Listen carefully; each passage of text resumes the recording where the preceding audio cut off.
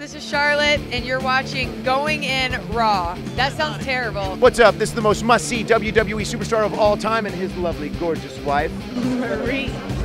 and you are going in Raw. What's up? It's your girl, Sasha Banks, the legit boss, and you are watching Going In Raw. Oh, baby, I like it raw. Oh, baby, I like it raw. And you are tuned in to Going In Raw right now. How you doing?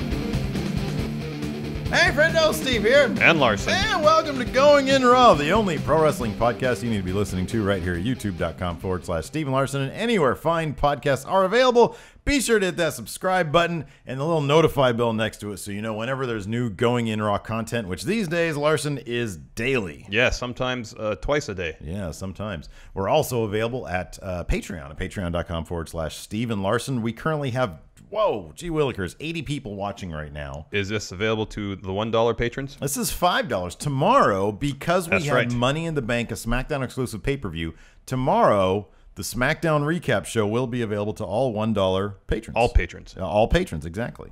I mean, if you kick in 50 cents, you might be excluded. Well, I thought the minimum is $1. Oh, is it? I believe so. That could be, okay. Because sometimes people just say, hey, 50 cents. I don't want any rewards, just here's 50 cents. Oh, I didn't know you could do I don't that. think anybody's done that, though. No, I don't think so either. I don't know if you can do that. I don't either. Anyways, we got a bunch of great reward tiers, and we're adding one thing to the $5 reward tier, which is our best value tier. By far. So up until now, our bonus episode has been kind of just an overrun of the Raw recap stream where we take questions. We do like an impromptu top 10. Yes. Some silliness. But we're actually going to start producing an actual new bonus episode of non-news, which will probably be released every Friday. And it's just, Let's do it Saturday. Let's do it Saturday? Okay. Well, no, Friday's fine. Release it Friday. And it's all the the little bits of news that really don't matter a damn, but for whatever reason they ended up on the dirt sheets. Or stuff that seemed like it might be a story but ended up being a non-story. A non-story. A non-news. Yes. So it's non-news. So that should be a lot of fun. We used to do non-news on our old podcast. What was it? Podcast for the Win? Yes, and even before that. And 10 for the Win Live. Yeah, we used to do 10 for the Win Live. That's An right. hour-long live version of 10 for the Win. What a great segue, Larson, because this Thursday we have our very first live stream Gaming in Raw. That's our retro gaming series. Yes. We're going to be doing that this Thursday. Stay tuned to our Twitter account or here on the show. We'll give you the exact time. Probably around middle of the afternoon, yeah. 2 or 3-ish. We'll see. Probably 3. Yeah, I would think 3. And we're going to be playing WWF No Mercy. The $10 nut patrons, they all voted. I'll admit I'm a little disappointed. You wanted World Tour. I wanted a base hit tournament. It's been a while since we did No Mercy, though. I know, but it's been a while since we've done a base hit tournament, too. All right, well, I'm sure. I mean, No Mercy's great. Don't get me wrong. Yeah. I love that game. Well, maybe next time we won't even put it up to a vote. We'll just do it. Okay. Because that's not included in the reward tiers, is voting on our gaming stuff. I just thought it'd be a cool way to kick things off. Base hit tournament. Well, you should have said something I to me. did. We talked about it yesterday. You said we didn't know. You said it was either going to be one or the other. I thought I made And then I think I said I'm going to put it up for a vote. I don't remember that. I thought I made it fairly clear that I wanted a base hit tournament. Did you vote in the poll yesterday? I didn't know there was a poll up till this morning. You didn't tell me you were doing a poll. Where's your Patreon notifications? I don't get them. Oh, my goodness. You got to take that Why up would I with- get notifications for take Patreon when I that don't up with contribute to our Patreon, Patreon? You don't? No. You're not at the best value $5 tier? No, because I do all the stuff. Why would I want to watch it? That's a decent point right there to make. Anyways, yeah, so that's going to be happening Thursday. So we're going to be doing this on Twitch. We're going to try to do a double stream. I don't know if that's We even can going to work. barely do single streams, man. So anyways, if you want to head over to twitch.tv/Steven Larson. Yeah, we have a channel there. People are still subscribing to it, even though we've done I updated all our for a year. I updated all our image stuff. Oh, like good. our because it was all like the old stuff. It was Yeah. like a GTA drawing I did of our old GTA Online characters. Screw that game now. But I've updated to like Going in Raw, the avatar, a picture of us like at the desk, like actually gaming, and then like something else. Oh, Good. Yeah. Anyways, so yeah, we're gonna do it on Twitch and YouTube. We're not promising any competence when it comes to the stream. I'm gonna do like a test stream in advance. Hopefully, it'll be good. It'll probably be technologically speaking crap because that's kind of what we do. We're like it's just us two, and when I'm the guy who's running the tech stuff. you know it's not good. That should just be our aesthetic, though, is like lo-fi gameplay. You know, that's good. Everybody wants 1080p, 60 frames. No. 480. Yeah, 480. Like Real Player. Yeah. Yeah, exactly. Everybody remember Real Player? And we'll put like buffering sequences in.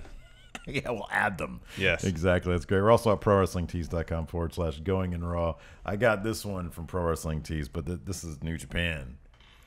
We have 10 designs still. You need to send me one of those pictures. Oh, man, I know. Talk about broken promises. Didn't do that. I'm going to read the Patreon pledges before questions this time. Okay. So that we can Good idea. hop Yeah, right we've already into... spent about 15 minutes just talking about anything other than wrestling. No, that's good. No, are you kidding? Gaming in Raw live? No, are you that's kidding me? all important stuff. That's but massive. People that's huge. listen to this show to hear us talk about Raw, which we should do now. So Raw! Raw cap. Overall, that's a throwback. Overall. Somebody brought that up. What did we do? What was that for? Was that Tree of Woe? Yeah. Yeah, what? It was. Okay, all right. But with Tree of Woe, we had the actual stinger. Yeah, I ran. Was early going in Raw when I would go, psh? Yeah, I think so. Okay, all right, that makes sense. And then we as changed a throwback to Tree of Woe. Yeah, and then we changed it for some reason. Well, because Raw. Well, we don't have the soundboard anymore.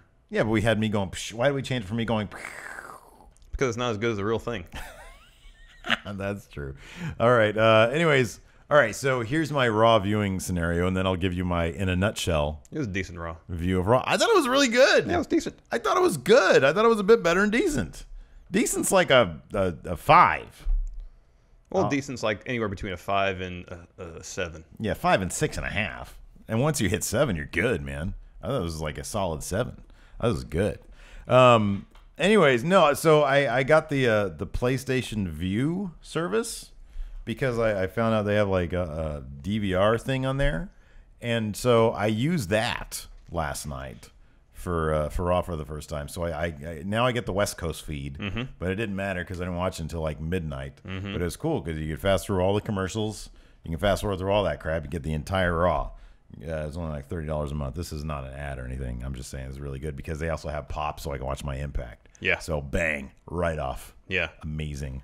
YouTube.com/MF Steve here if you want Impact reviews from just me. It's so weird doing that with somebody next to me. I don't have like Thursday nights. I can't do it because I'm doing Dirt Sheet. Yeah, I can't watch Impact. No, you're not really missing much. Although there is something to be said for paying your audience to perform as if they're excited. Oh yeah. If you don't know that, it makes for a very pleasant experience because they filmed in Mumbai for the last episode, and so it's a bunch of Indian people in the crowd, very excited, booing when they're supposed to be booing, cheering when they're supposed to be cheering. Man, WWE needs to learn from that. They should pipe in some like fake audio or something.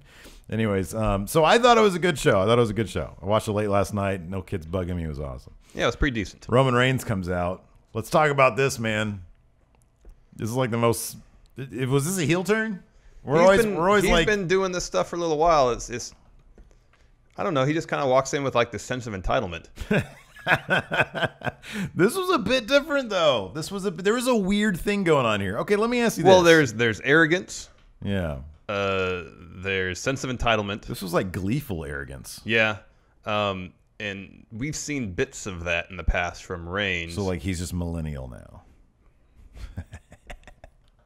Continue. But it seemed to me this week was the most fully formed version of this Roman Reigns. It feels almost like he's been waiting to do this. Well, it just feels like Mania. This is what it feels like. It feels like they're all in on Reigns trolling the crowd. Yeah. That's what it is. Because he comes out and he says, seems happy about that. Yeah, he comes out and says, no one can beat me one-on-one. And so he lists off everybody that he's beaten pretty much this year. Yeah.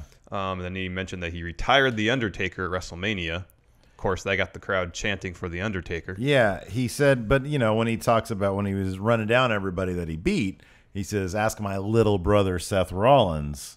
And he said it in such a condescending manner. Yeah, exactly. Yeah. And I feel like the last time we saw that was the post-Raw Mania. Yeah. That's like when he said, this is my yard now, and he almost said it laughingly. Yeah. And we haven't really seen that from him. I mean, little shades here and there, perhaps. Yeah. But it feels like finally, after they've given him this, fairly amazing string of singles clean wins over big opponents, he can finally come out and say, nobody can beat me. Yeah, one-on-one, in some scenarios, 2-on-1, no one can beat Roman Reigns. I like that. I like what I saw last night. It was as if it feels, to be honest, it feels like direction. Yeah, it does. And you can hate the fact that he's being shoved down our throats, but there was some intriguing stuff that leads me to believe that we might see a change in the Universal title at Great Balls of Fire. Could be. That might actually happen. And so he comes out and says, "This is my yard. I make the rules. I'm the new #1 contender for at SummerSlam for who wins the belt at Great Balls of Fire." Right. Of course, the crowd doesn't like this. Yeah. And then, well, yeah. Well, part of the crowd doesn't like it. Yeah. I mean, I saw some very amused faces. Yeah, he still gets a really polarizing response. Yeah, but this made it even a bit more jumbled. Yes. Because it's not just like, oh, they're shoving him down our throats. We want to heel. Wait, he's kind of heel? Oh, whoa. This could be like people are going to react when it's kind of interesting. It's like, oh, well, that's kind of new. Like, can I boo him now that he's doing something that I've been wanting for so long, even though I'm so used to booing him? It's very confusing. Yeah. But I was entertained. I don't care. Anyways, he very condescendingly refers to Samoa Joe as just Joe, as like the guy they call Joe, which brings out Samoa Joe, who, says, I can't help but notice there's one name you left off that list of people you beat, and that's me. Yes. Because you've never beaten me. Yes. And so that leads to, Roman says, to me, you're not Samoa Joe, you're just Joe. And then just Joe responds with just a headbutt. It was great. Yeah, it was great. They start fighting. First in the ring, outside, get back in the ring. Joe goes for a coquina clutch. Roman blocks it, hits Joe with a Superman punch. Joe rolls out of the ring, I believe. Right. And it was announced later on the show that our main event, no, sorry, not the main event, match happening later in the night would be Reigns versus Samoa Joe. Right. So that was interesting. That was cool. It was I thought it was a really strong first segment, man. Yeah. You have Samoa Joe in there standing toe-to-toe with Roman Reigns, saying you haven't beat me. I like that. That's good. Yeah, Joe's great. Joe is great. I'll agree with you. Joe is great. Let's see here. Then we had the Hardys versus the Club. What are they doing with the Club? They're jobbing him out, man. Yep. They are jobbing him out. Yeah, I don't know, man. I mean, they booked the Hardys super strong. I know, but when's the last time the Club won a match of any significance? You obviously don't watch Main Event. I don't. I don't even know if they win there, to be honest with you, because I don't watch that. Yeah, I don't know, man. I mean, it's like this is just one of those things that you go along with it. Carl Anderson, Club, Jobber Club. I got a paycheck to lay down for Matt Hardy. Yeah, the Hardys went over. Yeah, that was kind of obvious. The Club hit Matt Hardy with a boot of doom. Matt Hardy kicked out. Yeah. Matt hits Gallows with a twist of fate. Jeff Hardy does a swanton bomb, gets the pin. Yeah. Good teamwork from the Hardys. Yeah, I mean, it wasn't a bad match. No, it was what it was. Just what you're going to get. Like when you know from the outset what you're going to get. And because they cut at one point to Cesaro and Sheamus watching backstage. So it's like, okay, they still have their eyes on the Hardys. I don't know why they beat them twice. They beat them in a steel cage and they beat them before that, didn't they? To win the titles. Yeah. No, they won the titles at the steel cage. During the is that when they won? Yeah, but then they had a rematch. They did. They had the 2 out of 3 falls match. Oh, yeah, that's right. Ended in double count out. Oh, yeah. Okay, yeah. So it's a tie. So that's not real. Okay. No. So they still have their eyes on the Hardys. We'll have a match, or they'll have a match at Great Balls of Fire. Yeah. Probably the blow-off.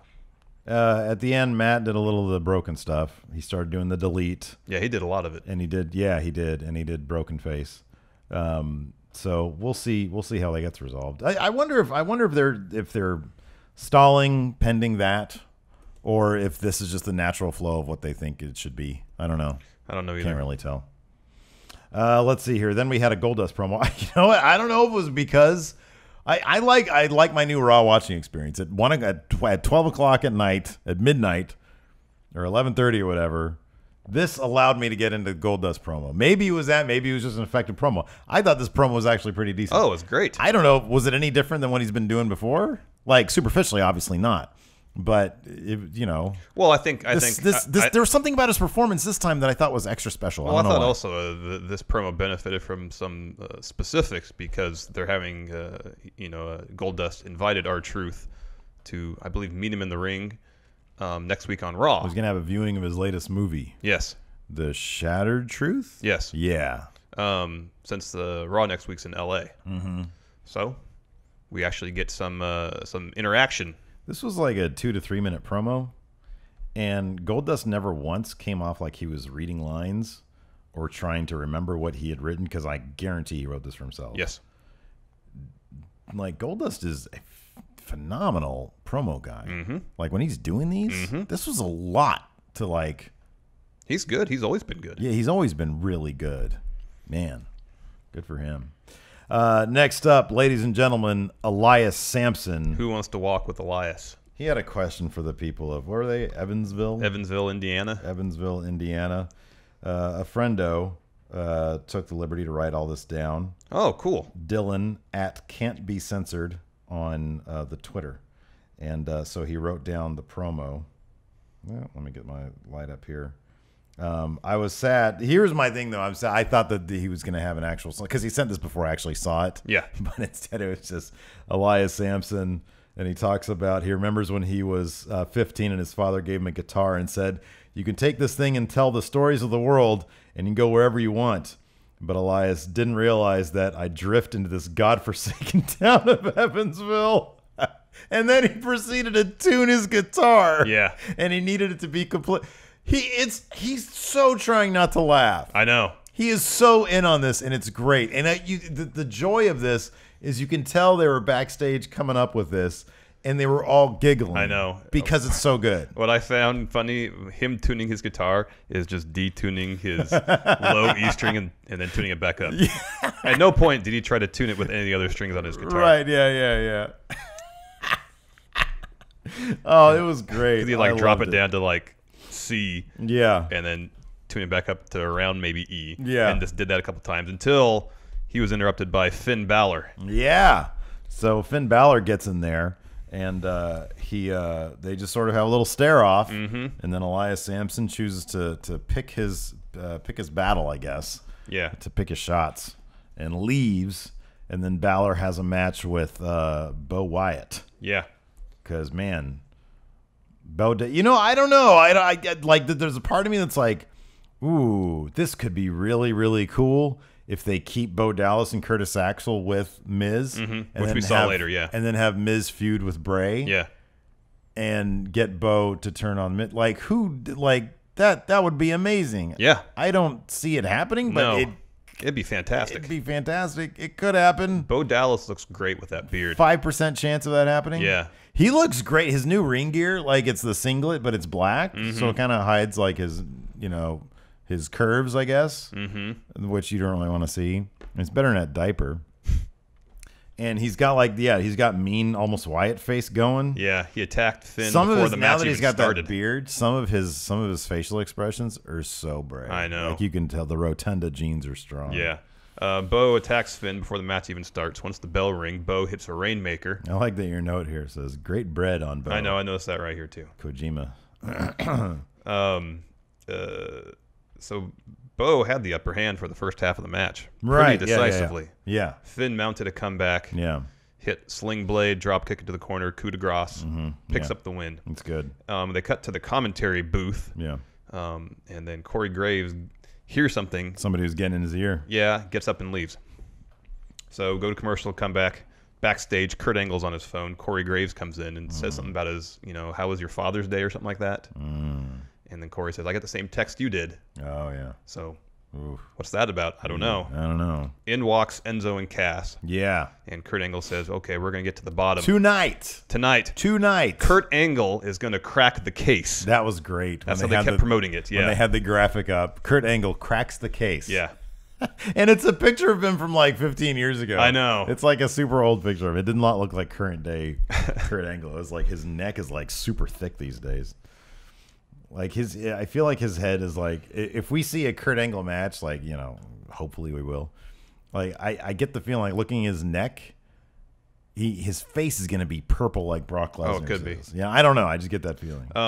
We should mention during this segment, Enzo was insistent that the Revival were responsible for the attacks. Yeah. Whereas Cass kept on saying, well. Somebody in the crowd said that later on, too. It was great. Yeah, I heard that, too. After that, Seth Rollins came out. Delivered actually a pretty good promo about being on the cover of WWE 2K18. It was very, it was heartfelt. Yeah. It was very from the heart. You could tell it was very heartfelt, passionate. Yeah. He was into it. And then Bray Wyatt showed up on the Titantron and said, hey, man, I want to be on that 2K18 cover, man. But Kurt Angle said, geez, I don't know, Bray, your win-loss record is a pile of garbage. So you're not going to be on the cover. Yeah. Man, I said goo goo gaga. Yeah, I want a House of Horrors match in 2K. That'd be rad. Oh, that'd be awesome. Because look, you can go backstage. Why can't you go to the little create your own House of Horrors? Yeah, there you go. Customize the whole thing. Yeah, like a whole house full of refrigerators, baby dolls, and refrigerators everywhere. That'd be great. I love that. So the house can go red. Bray talks in the Titantron for a while and says, "Okay, well, I'm going to come out to the ring now." Yeah, man. He comes out to the ring and then I'm here. Seth meets him by jumping off the top rope. And they slam faces and they both end up bloody. Oh, God, I saw the... Oh, yeah, Seth had to get 3 stitches. The cut on his cheek, but then I was looking at Bray's mouth. I'd much rather have, take that shot on the cheek than the mouth, because, that's probably going to bug him for the next couple days. Trying to eat this burger, man. I got this giant... it looks like maybe his tooth, hit his lip or something, I hate... That's the word, because you're always, sitting there oh, man... Can't eat these fries because they got so much salt on them and it gets in the wound, man. Oh, that's awful. That's the worst, right? That or anything acidic. Oh. Like if he's trying to eat an orange. Yeah. Oh, my God. Man, I can't get my citrus. I'm going to get scurvy, baby Orton. Goo goo gaga. What are the symptoms of scurvy? Do we know? It's like fatigue. Yeah. Don't your teeth fall out? Something weird like that. Got to eat your vitamin C, kids. Anyways, so then this was another one of those moments, though. Somebody put together, I think the Solid Monster had something like this, where one of his people put this together, where it's a montage. I think Brian Zane called this out too. It's like a montage of every time Bray says something cryptic, like he's going to do something, and then they smash cut to him being pinned, and it's cartoonishly bad. Yeah. He's talking about how he's going to eject 30 men from the Rumble, and then it shows him get into the thing and immediately get kicked out by Kane. They carry his dead body out. This was kind of like that. I'm here. And then he just gets murdered. Yeah. That's Bray's career, man. Oh, man. I'm the best character in the WWE. They don't know what to do with me, man. They just job me out, but I can talk real good. It's terrible, man. It's terrible. After that Finn Balor interview, during which the Drifter attacks. So apparently we're getting a Finn Balor Drifter program, at least for Great Balls of Fire. Do you know how excited I am about that? That's I know amazing. You're very excited. That's fantastic. About it. 2 of your favorites. I know. This is super fat folder for me, dude. And even better, we got to see Devon. Oh, Dudley. yeah. The crowd popped so hard when he showed up on the Titantron. Everybody said, Devon, get the tables. Oh, man. I do have kind of a bone to pick with that crowd, though. When Elias Samson was out there and they start wutting him, no. You don't what Elias Samson. If the segment is truly boring, then it's fine. You can what them. And then they wutted something else. I forget what, but we'll get to it in a sec. It was just eerie. I don't the what chant number one, if you want to express your displeasure, that's fine. During one of those in your it's your life segments, something like that. That's fine if you want to what. But Elias Samson's out there giving you pure gold, and you're going to do the what thing to him? Oh, get out of here, crowd. Killing me. Anyways. Next up. Akira Tozawa versus TJP. Yeah, it was a fun match. This was good. Yeah, it was good. Titus O'Neil comes out. Titus O'Neil made it great. Yeah, dropped a promo. Neville came out on commentary. Yeah, Neville. Yeah, it's funny, dude, because Titus O'Neil was actually acting like a really good agent at this point. Yeah. He's acting like a really good promoter. Both before and after the match. He's not he's not crappy at, because that was kind of the gag is Titus brand, and he's crappy at it. But he's doing a really good job recruiting Akira Tozawa. And the fact that the power of Tozawa, that was great. The way they're incorporating Neville, Titus Titus brand, 205 Live, Raw into the storyline is really well done. It's really well done. I love Neville coming out, saying a couple things to the commentary team, and then kind of slouching in his chair at the top of the ramp. Yeah. That was great. Relax, Michael Cole. I'm not here to talk to you. Oh, it was so good. Tozawa picked up the win with the top rope senton. A really fun match. Man, he needs to get a different. I like that snap suplex. Oh, I do too. He's not doing it at all anymore. One thing about the senton, it looks like it will F you up, man. It could. That's gonna mess his back up. I'm sorry. I don't care how young, limber, whatever you are, resilient you are. You can't take too many of those. Because all you're doing is launching yourself off, and he's got hops. So you're launching yourself off the top turnbuckle, and then just blasting your lower back right there. That's all you're doing. And also, if one's aim isn't true, there's a good chance if you land too much of your body weight on your opponent, you could break a rib. Oh yeah, your opponent's rib or your own. That's rough. So yeah, there's little room for error with that move. Yeah. Anyways, but it looks great. It looks amazing. It looks fantastic. Yeah, good for him. After the match, Titus O'Neil drops a promo. Neville drops a promo. promo. Was fantastic. Titus O'Neil is the man. We've been saying that for years. Oh, now. yeah. And then Neville drops his promo. Then we got R-Truth's retort. I actually, for whatever reason, did not see this. I might have left to grab some yogurt covered nuts. Oh, okay. I went to go find my nutsack, Larson, and it was in the kitchen. I didn't bring my nutsack today. That's a bummer. I like when you sit there and you love your nuts. It was good. Yeah. Yeah. He was telling Goldust that he will be there in Los Angeles next week on Raw. Right on. No, that's right. They're in L.A. Yep. That's cool. Yeah. So Shattered. Is this going to be an actual movie or is this going to be a match? I mean, is it going to be a movie that turns into a scrum, and then the match is going to be at Great Balls? Yeah. It better be at pay-per-view, man. They're going to do this. They're going to do it big. Yep. Main event of Great Balls of Fire. Yes. Let's see here. Then we had Bo Dallas with Curtis Axel hanging out backstage. Curtis was, telling Bo that, what are you saying? He had to lose the Bo leave stuff, or did he have to Bo leave more? Oh, that I forgot. I don't know. Yeah. He was talking to him like, trying to help him get over the loss. Yeah, sure, yeah. And then the Miz comes in. And he was saying, well, look at you guys. You're a couple of losers. Yeah. Remember, you were action stars in the Marine 5 when you're in that movie with me. Yeah. Join my entourage and be action stars again. He realizes he needs to beef up his security if he's going to contend with Dean Ambrose. If he's going to make it in WGPW, man. So, yeah, we didn't get an answer from them. No. Weren't we got exactly an sure. Answer later on. Yes, we did, but we'll get to that later on. Next up, we actually had Roman Reigns versus Samoa Joe. It was preceded by another awesome Samoa Joe interview. Oh, that's right. Yeah. No, you never go wrong with that. I thought it was a fun match. It was a really fun match. Yeah, it was good. A really good match. I like this. They went back and forth for a while until Reigns hits a spear, pins Joe. Joe puts his foot on the ropes. Like I mean, not to, beat the metaphor into the ground, but it felt like kind of like two dogs feeling each other out before they go at it. Dogfighting's terrible. I'm not making that analogy, but I'm saying it was like, two guys fighting over their yard. Yeah. That's how it came off.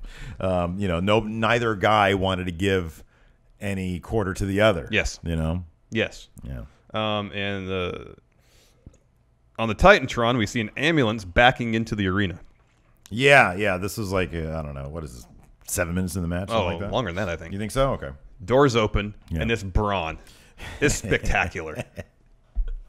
The lack of actual logic here is amazing, and none of it matters because the presentation was so outstanding. The presentation. The shot was perfect. It was symmetrical. He was right in the middle of the frame. The doors swing open. He gets out, puts his arms up, yells, "Brawn!" It was fantastic. It was so good, man. That allowed that distraction because Roman Reigns looked terrified. Yeah, he did. He actually looked terrified. Because earlier in the night, he was talking about, during his promo to open the show, how he put Braun out of action. Exactly. And that was like his most gleeful moment. Yeah, he was bragging about it. He didn't mention that he got destroyed in the match that preceded that. Right, exactly. And Corey Graves made a point to say he was supposed to be out 6 months. And so Braun gets out of the ambulance, starts trucking, and Roman Reigns looking freaked out. Yep. Vulnerable for a moment. That was all it took for Samoa Joe to come up behind, pop on the Coquina clutch, and Roman Reigns passed out. Yep. That was fantastic. It was great. How long did somebody ask this on Twitter, and I know it's been for a little while now, but do we know if there's like an actual reason why they don't do the three arm I don't know. thing? It's been a little while to make it seem more realistic, more like MMA. That's what I thought. Yeah, that's what I figured. Because in UFC they don't do that. I don't know. Like once the ref knows someone is out, that's it. Yeah, because if you give them 3 seconds, dangerous. Yes, very dangerous. Things could go bad real quick. Nobody's ever gonna come back from that. No, unless you're Hulk Hogan. So Roman loses. Braun comes down the ring, grabs the mic, and says, "In case you forgot, Roman, I'm not finished with you yet." So good. It was so good. Beats him up. Yeah. And then challenges him to an ambulance match at Great Balls of Fire. He doesn't really challenge him. He just tells him that's what's going to happen. Oh, yeah. It's Braun. He ain't waiting for an answer. So I'm assuming that's happening. If Reigns, this is what I'm guessing, Reigns, opens the show saying he's #1 contender for the Universal title. Right. They maybe make that a stipulation for the ambulance match. Whoever wins is the next #1 contender. Right. That way it motivates Braun and Lesnar at SummerSlam, if that's still the plan. Okay, with so Lesnar still as champion. Yeah. Oh, so you're thinking that's going to be for the... Well, that's what we've been hearing. For the title, though? That Lesnar was going to hold the title for the entire year to WrestleMania 34. That's what we've been hearing. Yeah, I would like to see something different. That was early on. I would like to see Joe beat Lesnar, have Braun... I mean, okay, yeah, well, it would make the most sense. The most sense for the main event, at least in my mind, for Great Balls of Fire between Lesnar and Joe. Good match, a lot of back and forth. Braun interferes, helps Joe pick up the win. Therefore, that motivates Braun and Lesnar at SummerSlam if that's what they want to do without a title. Okay, wait, back up. I'm sorry, I was so not paying attention. Here. Great Balls of Fire. We have Braun Roman. How does that end up? Roman will have, if Roman's going to be the #1 contender, Roman wins. Roman wins. Okay. Braun gets mad, beats up Reigns, interferes in the main event, costs Lesnar the title. Therefore, we still get Braun Lesnar at SummerSlam. Then we get Reigns Joe at SummerSlam for the title. Yeah, that's how I think. That's how I think it's going to go. Yeah. So what were you talking about in terms of like Lesnar? How could that scenario play out if Lesnar keeps the belt? Oh, it'd have to play out. Well, Braun would have to beat Reigns at Great Balls of Fire. Okay. And then Lesnar would just retain, and Braun could say, "Well, I beat Reigns. This is my yard now. I wanted to be the #1 contender for the Universal Championship." Do you think that they would like? Is that a likely scenario? Them, because I don't think it is them burying Roman in that manner for SummerSlam. Because that's kind of a barrier. It's like, okay, you're on this hot streak. Now he's going to lose to Braun Strowman. Well, he's already lost to Braun. He's lost him at Payback. I know, but it's Roman Reigns. I understand. They're going to have him take that detour. Yeah, that's a way too big of a detour. I can almost guarantee you Joe's winning that title. I would love for that to happen. I know. I'm skeptical, but I'd love for that to happen. I'm skeptical too because it's Brock Lesnar, but it makes sense in terms of everybody's protected the way they need to be protected. Oh, I know, and they can find a scenario by which Lesnar loses the belt without getting cleanly pinned. Absolutely, or passing out cleanly. The X factor is, do they feel like the Universal title needs to stay on Lesnar to sell more tickets to SummerSlam? If they want to make SummerSlam as big as they say, or as big as we've heard they want it to be, do they feel, because we saw what happened with Goldberg in the Universal title. They fought over the Universal title at WrestleMania. Do they think the Universal title is the draw on Lesnar? Is that like a super multiplier? I don't. Being a draw? I don't necessarily think. I don't believe it is, and you don't believe it is. But sometimes they don't. Yeah. They're not the same. I think Lesnar himself is the draw. Yeah, I know. With or without a title. Lesnar versus Braun, two giant monsters, is a draw. Or Lesnar Reigns, or whatever they want the match to be. Yeah, I don't think Lesnar Reigns can. That's the thing. Lesnar Reigns can't happen at SummerSlam, but that's going to happen at WrestleMania. So. Oh yeah. No, I know. That was another great line I love from Roman, though. I main evented my 3rd WrestleMania. Yeah, he was trolling everybody, man. I main evented my 3rd WrestleMania. That was great. 3rd. Good match. Fun match. Great to see Braun back. Oh yeah, he's something else, man. He adds so much to it. Oh yeah, to the proceedings. Next, Miz TV with special guest Maurice. Miz and Maurice have been having some issues. He needs to do this shit in private. This is what, 3 weeks in a row that we get this crap. I'm getting kind of, look, man. I love Miz and I love Maurice, and like I can watch them interact with each other all day long and be charmed. They're so perfect together. Yeah, they really are. As a pairing on TV, they play off each other so well. I don't want, unless maybe Maurice is just tired of traveling. I don't know what the deal is. Maybe they want to separate them so she doesn't have to be on the road all the time. I don't know what the deal is. I don't know. But just for storyline, to have them kind of have issues is kind of a bummer.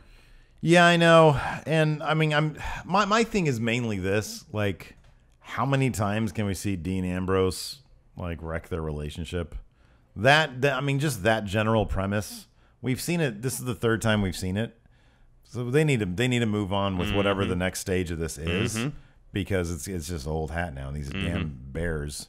So yeah, like what is it, Miz Maurice? So he's doing a good job. He's talking about how he fixed up the grandfather clock Himself. He did it himself with tape, glue, and some other stuff. Some YouTube videos. And he brought out two dancing bears this time. Yeah, with signs saying I'm sorry, and I forgot what the other one said. He got her favorite champagne. Yeah. So she had a glass of champagne. Yeah.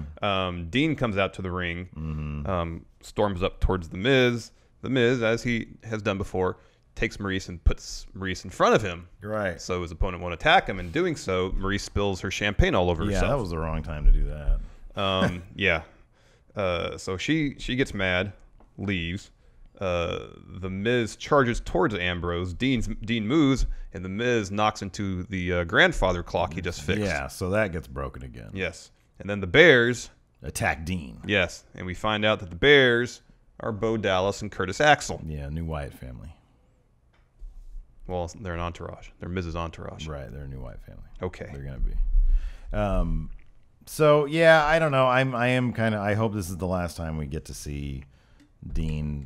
Like, you know, it's going to be interesting what happens. I guess the thing is Miz is going to be without Maurice. His sort of, his helper, whatever you want to call her, his advantage.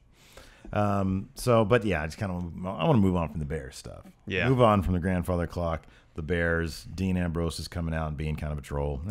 I'm over it. Yes. Let's see here. Next we had, Titus Brand, Titus O'Neil and Apollo Crews versus Sheamus and Cesaro. Sheamus and Cesaro got the win. Yeah, but I thought Titus Brand had a really strong showing. Yeah, it was good. It was fine. I mean, Cesaro had to cheat. So he and Sheamus could win. Yeah, that's good. Yeah, it's weird. Titus and Apollo, they're like faces now, I guess. Yeah. That's kind of cool. That's great. Yeah, that was rad. Okay, so then we had Brock Lesnar and Samoa Joe video package. I don't really care about that. Then we had Sasha Banks versus Nia Jax. There was like 5 minutes left until the hour on this one. Yeah, it started pretty late. Alexa Bliss came out on commentary pretty quickly into the match. Emma comes out and confronts Alexa about leaving the team her high and dry last week. Yeah. And then Emma chases Alexa to the ring. Apparently, in the span of like 30 seconds, Emma and Alexa patch things up enough to concentrate on beating up Sasha Banks a little bit. Yeah. Mickey James and Dana Brooke come out to make the save. Bunch of fighting. Nia Jax, I think, laid out pretty much everybody. Yeah, well, they were kind of teaming. They had, then you're right. And then Bayley comes down. and starts beating people up. Yeah, that was refreshing to see. Yes. She came out with intensity. She started beating people up. There was something that she did that I was like, oh, that's kind of cool. Was it the running knee? Yeah, it was the running knee. I was like, oh, okay. That's intense. That's good. That's like borderline. That's kind of strong stylish right there. That's what we want to see from Bayley. Yes, I like that too. You know, like there should be that juxtaposition of the person who could be a badass in the ring and, her persona, which is, wants to hug everybody. But then when she's in the ring, look, you're my opponent. You know, that's what the juxtaposition should be. Yes. Anyways. So then. And then after that, Kurt Angle cracks the case. So he brings out Enzo and Cass. He brings out all He brings out all the suspects. Yeah. The revival. Yeah. Well. First, Big Show says, Kurt, you've known me for years. If I'm going to attack somebody, I'm going to do it, to their face. I'm going to punch them in their jaw. Yeah. And he is offended by Kurt's line of questioning that he would question. Yeah, he seemed kind of motivated. Like his raging on Kurt Angle for all this felt motivated. It felt good. It did, and it was good. And he said, essentially, if this is the way you're going to talk to me, maybe I don't want to be on your show anymore. Right, exactly. And he leaves. Yeah, he bolts. And then he goes to the Revival, and it was great because Scott Dawson said, "This time it wasn't us." Essentially, I loved it. It was so good. That was it wasn't us this time. That was good. Those guys are great. They are great, man. And then Corey Graves stands up from commentary and says he has some security camera footage of what happened to Cass last week. Corey Graves has the smoking gun, people. Yep. So we see this footage, which is Cass is kind of strategically, kind of gently, gingerly putting stuff on the ground. Yeah. Kicking a box and laying down. It's very silly. Yeah. So he faked getting hit attacked. Yeah. And so Corey Graves, Corey Graves did a fantastic job narrating through the entire thing too. Yeah. Which is no easy task. No. There's a lot of milling about by Cass in the video. And then Cass, sure enough, "You're damn right I did." And he starts griping about Enzo the way everybody who isn't an Enzo fan gripes about Enzo. I think once we thought Cass was a suspect, that's exactly what we thought his motivation was. Yeah, pretty much. He talks too much, and all he does is get beat up. Yeah, Enzo makes Enzo does not make a good case for himself in general. So yeah, I mean, there wasn't a whole lot of drama to it. I'm glad we got the resolution. Yes. Now, and it didn't carry on for another 3 months, which was always the threat. And I thought the fact that this happened now last night is what put Raw over the top in terms of being okay. This was a solid show. You know what? They gave us this. You know, what I kind of wish had happened is they kind of switched things around during Cass's promo, like Corey Graves shows the footage. Enzo turns around to look at Cass, and then Cass gives him the boot right then and there. Oh, yeah. And then so Enzo's on the ground, and that's when Cass starts explaining why. There's one huge problem with that. What? We would not have seen Enzo cry. He could still do that, sell the boot, and still kind of get teary-eyed. Man, if he gets a boot, he needs to be at that boot. He has to be down for like 5 minutes. But imagine if he's there selling, and then it kind of feels like he's just crying because he got hit with a boot. No, I think it'd be crystal clear why he's crying. No, man, I think it would have been more dramatic. I was fine with like him complete. Like that was sort of the point of. I mean, what you're saying would be effective and it'd be intense, but I thought the whole point was, I want you to be within your full faculties when I'm telling you how crap you are. That was his thing. I want you to know, because he said that. He says, I want you to know how stupid you are. Yeah. That was brutal. Yeah. And for Enzo to be sitting there taking it all in and start to legit cry, I thought that was worth more than any boot that he could have given to the face. And then we still got the boot at the end. It was, I liked it a lot. Enzo cry. It was soul crushing. Yeah. Oh, it was horrible, but it was great. I thought it was fantastic. I mean, there's some amount of like, could this have been a bigger build? Could there have been something bigger? But I'm glad. Like, I'll always take just declare and move on. You know what? I thought about this last night. How they could have built it differently. Mm-hmm. Maybe this isn't intentional, but if you look back, there's been times when Enzo's. Maybe even a year ago, where Enzo's done a promo. You look at Cass; he's kind of over it. Yeah. There's been times where they take a loss, and Cass has been kind of over it. Mm-hmm. So I don't know if this is something that's been planned for a while. Yeah, we have a question about that. It would totally explain why they never won the tag team championships. Why they really haven't won a whole lot. Yeah. Since being on the main roster. Yeah. Maybe it's something this has been planned for a while, and they just kind of did a really slow, subtle burn on it. I'm telling you, we have that as a question. So okay, sorry. I just want to get my thought out, man. Let's get to it. Question time. Hold on a second. I got to do this. Yeah. I'm going to do this first. So, because I like to get straight to like the recap if we can. Which we really didn't do today. I know. But so now I'm going to read the Patreon, our new patrons. Yes. For the last week. Want to say thanks to everybody. We got a bunch during our live stream. Thanks to everybody who showed up during the live stream. Yes. To watch. And before we get to questions, which from $1 and up on the Patreon, if you want to get your question read, we get a lot of questions every week. But if you want to have the chance of getting your question read, we take most of our questions for our recap shows from the Patreon. So I'm going to go ahead and read some of these names off. I can never remember where I was. I'll go from here. Let's see. Joe Ren. These are all people who put in the Patreon. Yes. Joe Renzi, Charlie, Nathan Ahrens, Wesley Freeman, Frank, Ernie Crazes Acosta. I'm so sorry I messed up your name. I don't think that's his real middle name, though. Derek Z. Shaneyfelt, Axel Revolver, another Charlie, Kenny Omega's hairstylist, Bobby Joe Simmons, Super Cool Joe, Joshua Kavanaugh, Hey Flakes Mark Cardiff, Meandering Orange, Chris De La Fuente, you like that one, Dan Jammin, Abdullah Habib, Robert. Wait, I remember this one. Robert, and I will now. Oh, that's why, because we did this during the stream. We did these guys during the stream. Okay, that's why I remember that. Let's see here. Yeah, I remember that. We read off some patrons in the stream. Alex Clements, Jordan Andow, remember him. Super Chat champion Julian Morris, Bartomas, Eduardo Preciado, Karan Tohan, Horace, Leviathan Bunny, Discord Club Lunatic Jobber Cliffardo, Patrick Oliva, Jason McGahee, Julian Mariani, and Scott Beach. Thank you, everybody. Thank you very much for putting in on the Patreon. Yes, now we're thank you very much. Go to the Patreon to answer some of your questions. Here we go. I thought I kept up the questions. You didn't. Discord Club leader Adam Fella. How does Enzo and Cass breaking up measure up to past tag team breakups? I mean, the breakup of the Rockers is kind of tops. Yeah. Why have I been signed out of the Patreon? That's weird. That is weird. Strange. Very strange. It's very strange. I mean, what's the question again? Sorry. How does Enzo and Cass breaking up measure to past tag team breakups? I thought the Festival of Friendship was better. Granted, not exactly a tag team full time, but no, it was better though. A pairing. Yeah.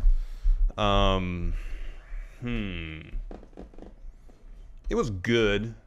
It was. I'll put it this way. I think it was better than the first DX breakup when Triple H sort of went rogue, and I think he just turned on X-Pac.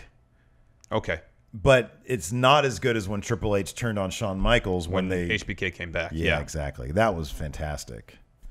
Because they went all in on DX for like 2 minutes. Yeah. And then he gave him a pedigree. Yep. Oh, it was fantastic. It was good stuff. Wasn't as good as the Rockers. No. Because dude got put through a plane of glass. Although on the other hand, calling a guy stupid that's pretty hardcore. It was pretty cool when Cass said, "I'm where the money's at." Yeah, that was cool too. I could have been champion this whole time. So I don't know what's worse, calling somebody stupid or putting them through a window. Well, I mean, putting them through a window, there's a possibility that someone gets severely injured. Yeah, that's true. But I think that's worse. Being called stupid hurts right here. I know. If I'm like, Larson, you're really smart, but I put your head through a window versus you're an idiot. Well, putting my head through a window could potentially kill me. Nah, not really. Not gigged glass. Well, no, maybe not breakaway glass. No way, man. But still, the illusion is there that it could cause some sort of significant injury. What's the password to our Patreon? Pizza Overlord Enos Butts IV. So we had the reveal with Enzo and Cass. How would you guys have booked it to make it better and more impactful? I already kind of answered that. Yeah, there you go. I was fine with how it was. I thought it would have been interesting if Cass took that opportunity after it was shown that he was the attacker. Right. At that moment, finally attack Enzo to his face. Give him a big boot to his face. Yeah. And then while Enzo's kind of coming to, he can start out with the promo, how it was, and then when he gets to the "you're stupid" stuff, that's when Enzo's kind of coming to. So you can still have him sell the injury while crying on the ground, so on and so forth. Just different staging. Same stuff, though. Yeah. Different order of events. Connor W. Hey, friendos. First-time patron here. Thank you very much. How do you see Cass's career going into the future? What do you think his potential is?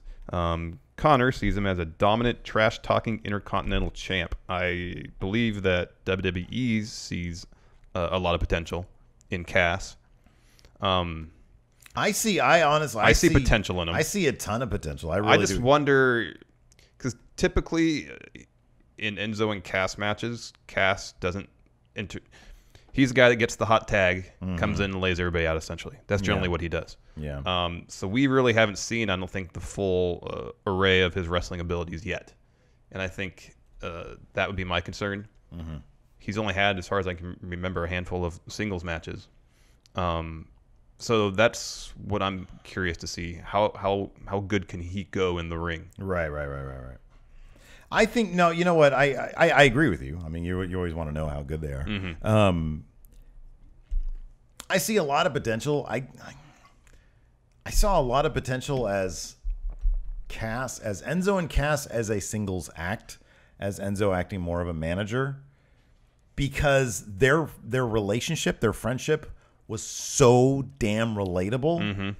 And so that's my main cause for concern here is if you had, imagine like an underdog Cass, and it's funny to call him an underdog because he's so massive, but in terms of not being the most assertive personality, that makes him kind of an underdog, but also relatable in everybody's eyes.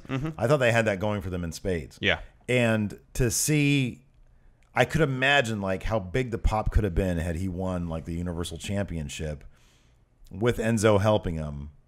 I thought that could have been a massively fun fan favorite moment. Well, after give him a year after Cass gets over as a heel, starts getting popular as a heel, so when he does good work, that could still be a possibility. Yeah, it could still be a possibility. I think. And then you're gonna have Enzo turning on Cass. Yeah, I honestly think the sky is the limit. I know, and there's perfect motivation here. You called me stupid. I think that the sky, honestly, I think the sky's the limit for Cass. I think he's got a shit ton of charisma. He's a big man, so he doesn't have to be great in the ring. No, but he still has to put on interesting matches. You're right, and you got Braun Strowman who can do a lot in the ring for his size. So you know, yeah, it's like, well, there's no excuses for you. But so yeah, sky's the limit. Let's see here. Larson, sorry to interrupt you, champion Dylan Superkick Scribner. With a pretty good match between Joe and Reigns, what are some of your guys' favorite matches that were on free TV? He says Brock versus Angle on SmackDown comes to mind. One just happened recently, the triple threat match when Raw was in Sacramento. Yeah, that Balor, was fantastic. Yeah. Seth Rollins. And The Miz. The Miz, yeah. That was great. That was fantastic. That was really good. Rollins and Owens had a really good match on Raw. Not that long ago. Yeah, that was I really liked Sami Zayn, Braun Strowman, their last man standing match. That was on Raw. Yeah. That was good. Big Show Braun Strowman recently was actually really good. Going back a bit further, I think this is kind of acknowledged as one of the better matches ever on Raw was the two-man power trip match where Triple H got injured. That's a really fantastic one when they lead in Trish Stratus main event at Raw. That was a big one. Yeah. Oh, there's a couple matches where it was Sasha and Charlotte. You know, for the women's title. You know, it will go down in history as the biggest, best match that was given away on free. That was given away for free on TV. Hogan Goldberg. They could have made a lot of money with that match. Brother. I'm not the real Kenny Omega has a question. Hey, Steven Larson, do you think if John Cena, so this could be fun. If John Cena started and stayed in TNA, TNA would have been bigger than WWE. Not a chance in hell. Yeah, no chance. No chance. No chance. John Cena would probably be a bouncer at a strip club right now if that were the case. They don't know what to do. We literally did a list of people who were better off without TNA, and the number of names who went through that place, the number of great talents who went through and they didn't know what they had. Is stunning. Retired Dwayne Nix. What's the chances Samoa Joe goes into Great Balls of Fire and actually wins the Universal Championship? He's saying as high as 50%. 30. That's where I'm at right now. Yeah, I'm kind of with you on 30 because I don't have faith that they're going to do the interesting storyline thing. But they've definitely set up Joe as a legitimate threat to Brock, though. Oh, absolutely, yeah. I got to go back on that TNA question because there's a second part. If not, what would TNA have had to have done to have been bigger than WWE? There's zero they could have done. There's nothing they could have done. They never would have had the resources to have poached WWE's biggest names. That never, ever would have happened. Never would have happened. No. Brock without the K. Lesnar. Will the Miz faction help Curtis Axel and Bo Dallas's career moving forward, or will it be short-lived? And will they go back off TV? I could see it. Either way. I really hope that they do what I want them to do, and that's use this to get Bo Dallas at least, and maybe even Curtis Axel, over to Bray Wyatt, the new Bray Wyatt faction. That'd be fun. That'd be great. But the easy answer would be short-lived and back off TV. Yes. Low-level writer Carlos Hackworth. What's up, friendos? Hello. Hi. If you could open a wrestling-themed business, Other than a promotion, what would it be? Carlos would open a wrestling sports bar. Wasn't there was one in like Times Square or something, right? WWE had a restaurant. In Times Yeah, they had a Square, restaurant. Yeah, I think it was just called WWF New York or something like It'd that. be like I'd want like an NWA wrestling themed business, like a bar. That'd be cool, like an old or a old timey wrestling bar. That'd be rad. And on the big screen, we'd show Frank Gotch matches. Did you see last night during Raw? They announced there's a new collection. They have a Bruno Sammartino collection going to the network. Whoa, I know. That's fantastic. It's very exciting. I don't think they don't have a lot of the WWF stuff up there, do they? Or at all? Right. I don't know. I really want them to try to do more stuff like, find lost crap. I know. Like the last Battle of Atlanta, Yeah. when that happened, like some old Bruno stuff that, and people thought this was lost. This is Exactly. gone, yeah. What other kind of business? I mean, we did start a wrestling-themed business. Podcast. Mm-hmm. Yeah, absolutely. I would start a wrestling-themed amusement park. If I was a billionaire and I had like $100 million to spend, a wrestling-themed theme park. WWE land. Mm-hmm. But no, I couldn't get any of the WWE licenses, so None. it'd be like crap. It'd be like TNA. Yeah. Yeah, it'd be like there'd be like a Mr. Anderson themed or Ken Anderson, whatever his name is, Mr. Kennedy, Ken Anderson themed ride. Yes. Yes. That's all it'd be. It'd be a Ken Anderson themed theme park. Okay. There you go. Sink $100 million into it. But none of the rides would work properly, so people would be getting injured, just like Mr. Anderson. You got to work in Edge taking his money in the bank cash in too. That's right. Oh, that's great. Win a prize. Have that prize taken away. There you go. Yeah. That could be the rule. You play the games, and you win a prize, and anybody can just challenge you to get that prize taken from you right away. Yeah. Tommy T, hey friendos, my question is, what do you see in Bray Wyatt? I've tried to see Bray as a star that you guys think he is or that you think he can be, but I just don't. I watch with friends, and most of the time we don't even get the point of his promos. He seems to just ramble, and while his delivery, the promos are great, does the delivery really make a difference if nobody is getting the package? Hey, man, if he's not your cup of tea, he's not your cup of tea. Yeah. He's one of those things that if you don't get it, you probably never will. And that's not like, I'm not saying that condescendingly. There's some music out there that I listen to, I'm like, I don't really get the point of this. But, people like, Like what? He praise. Oh, off the top of my head, I can't really think of any. But, for the longest time, I understood, but I didn't really care for like Led Zeppelin. Yeah. And then at a certain point, like, okay, I understand the appeal of this now. Yeah, sure. And I was into it for a while, and I just never listened to it again. Yeah, I'm trying to think. I'm trying to think off the top of my head. But I know what you mean. Sometimes there's... So like, I don't know, a couple of years ago, and honestly, I don't remember the bands, but I went through Spin's top 100 for the year, because they're like supposed to be kind of you can go to them and say, okay, well, what do they like? Yeah. And I a couple of them I picked out, and I was like, oh, because I don't know anything about this. I've never heard of this band before. I pop it on, I'm like, I don't see the appeal of this at all. I just don't get it. But some people really like it. But some people really like it. Some people like critically praise it. Yes.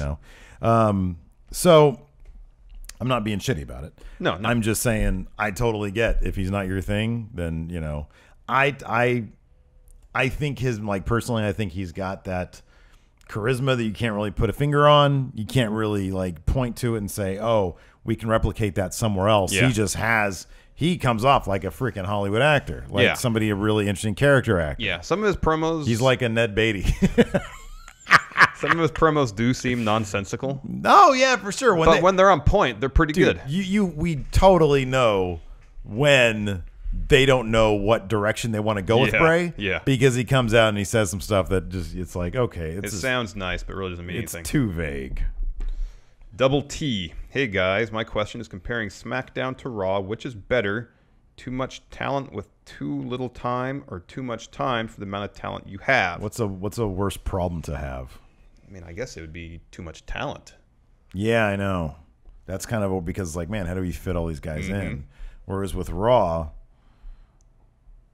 I mean, it's funny because I suddenly understand why they, at the original draft, they did 2 for 3. Yeah. It's like you kind of get it now. Yeah. And especially with the cruiserweights, one of the problems is the Cruiserweight division hasn't really turned out, I think, the way they wanted it to or expected it to. We're on Raw, but we're also over there on 205 Live, which, by the way, is live after SmackDown. Yeah, I know. So that's just weird. And so that wasn't really I think great they're use of finally things. heading in the right direction in terms of having I think crossover and I think they're storylines getting between there. Raw and Yeah, 205 the Titus Live. thing is strong. They should have done that from the beginning. Yeah. Some crossover and storylines between the shows. Right. Julian Morris, the Super Chat champion. First question for a new patron. Thank you. Thank you. He says, I'm a mechanic at a dealership, so 80% of my day is with my headphones on. You guys help my day go quickly. That's like my favorite. I know. Is when they're at work and we can help them get through their day. My question is with Braun and Reigns in an ambulance match, how do you book it to make Braun look not weak since Roman always wins? Well, you have Braun win. That's how you do it. And then he tips over the ambulance again. Do you think, what's the odds of that ever actually happening? I think it's pretty good. You think Braun's going to win that? Yeah. You're crazy. You think they're going to go the scenario with Lesnar keeping his title? You think they're going to have Braun strip Roman away from his #1 contendership? I mean, we've been saying that we want some struggle for Reigns. What if Strowman is just the one guy he can't beat? Yeah, but he's beat him. Well, he has, but then if Clean. Strowman... I know, but Strowman's beat him since then. If he beats him again... Here's the thing. It's kind of, honestly, it's kind of like, which crap scenario do they want to have? Lesnar not losing that title until Mania, or Roman Reigns going undefeated until he beats Brock Lesnar. Mm-hmm. Can you have both? I'm sure in WWE's mind, yeah. So Roman, in that scenario, though, Roman goes over, Lesnar goes over, then you have Roman. Oh, that's the third thing, though. Roman versus Braun, or Roman versus Lesnar at SummerSlam instead of Mania. Yeah.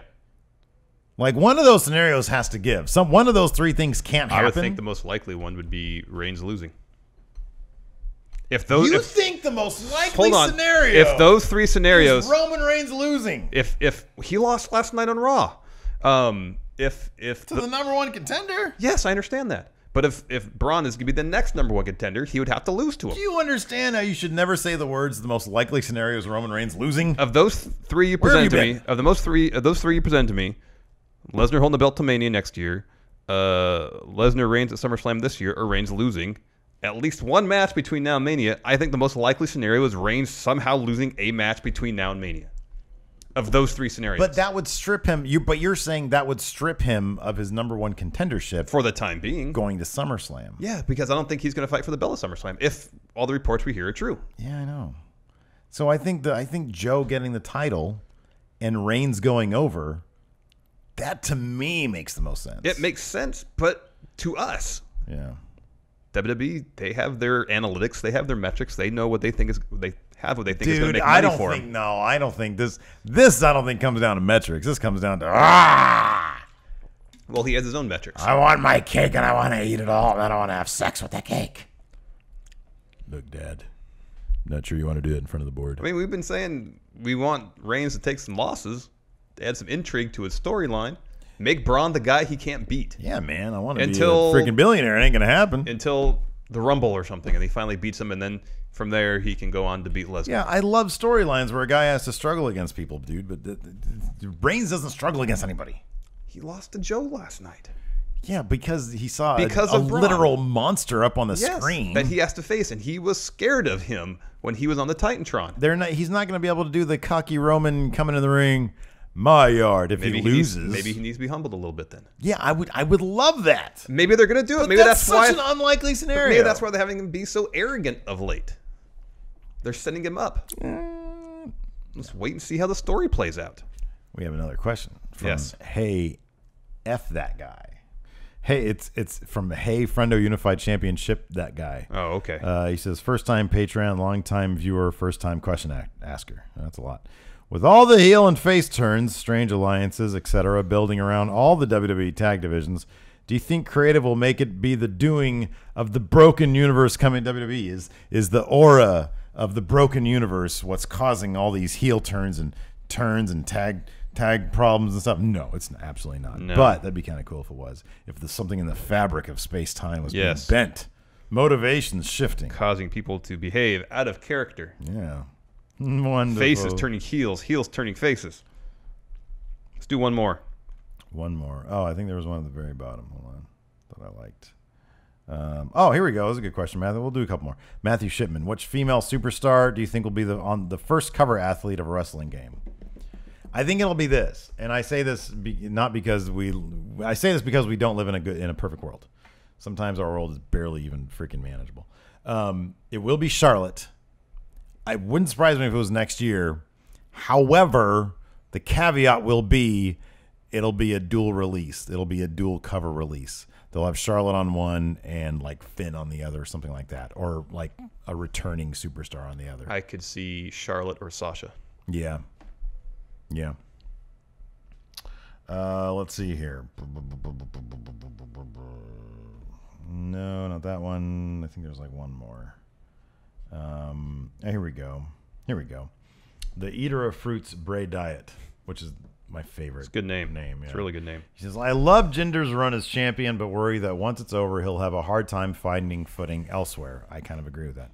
Seeing someone as charismatic as Rusev still being booked poorly, do you guys think Jinder can find success when he drops the title? He also says being stationed in the Middle East makes it hard to keep up with programming, so I love listening to the show. Well, thank you very much. Thank you for being out there. Mm-hmm.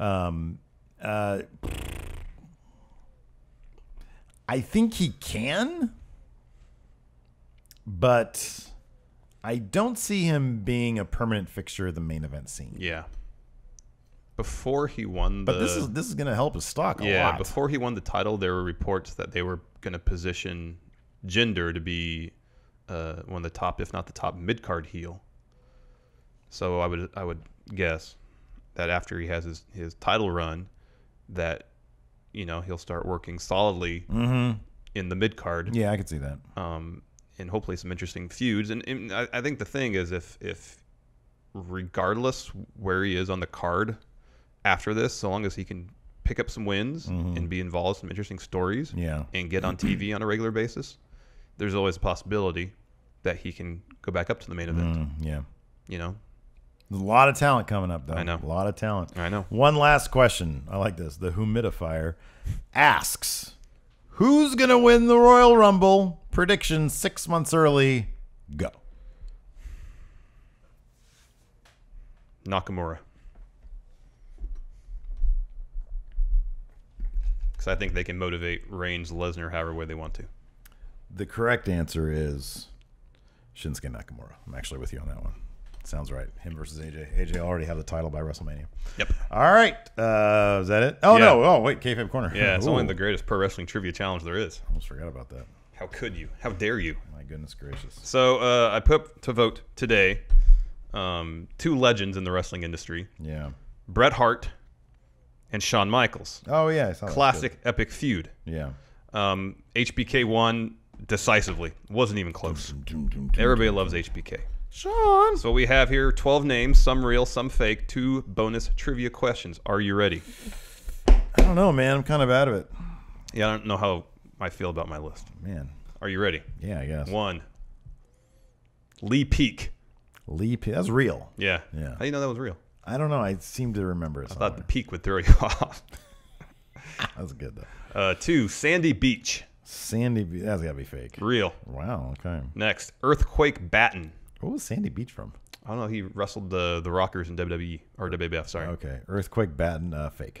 Yeah. Okay. 2. Barry Hardy. This is 3.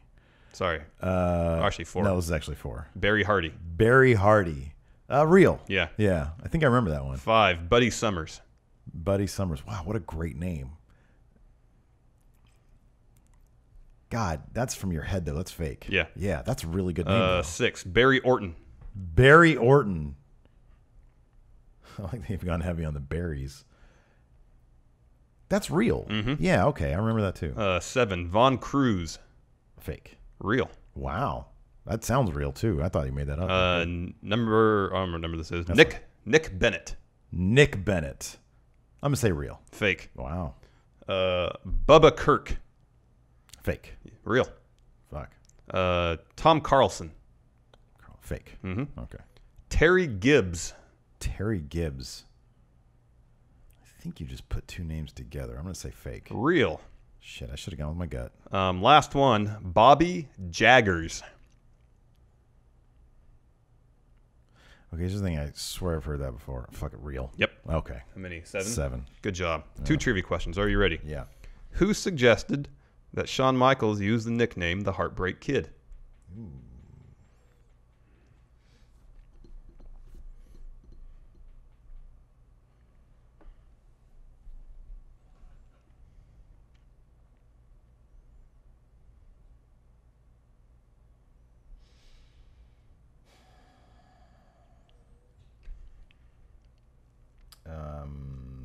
What's her face? Sensational Sherry. This person nicknamed Shawn perfectly. Oh, wow. Okay. Mr. Perfect. Wow. Cool. And who did Shawn Michaels face in his final match on Raw? Oh, on Raw. Huh? Well, let's see here.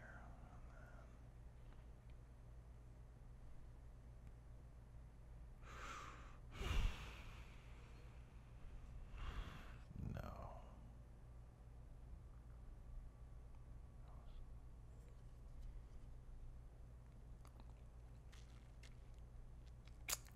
I would know that if that was the case.